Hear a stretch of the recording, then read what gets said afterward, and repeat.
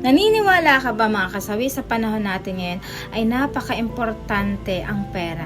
Kasi kung wala kang pera, alam mo ba, ang tingin ng tao sa'yo ay para kang walang kwentang tao. Para kang tae sa paningin nila.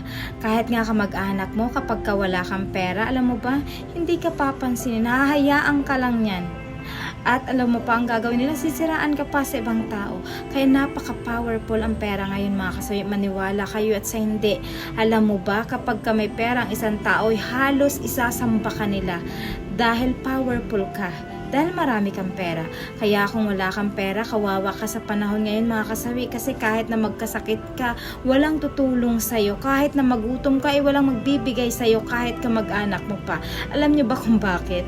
Kasi wala ka ng kwenta para sa kanila. Wala na silang mahihingi pa sa'yo. Wala na silang mahuthut pa sa'yo. Kaya ang tingin na nila sa'yo ay baliwala ka na lang.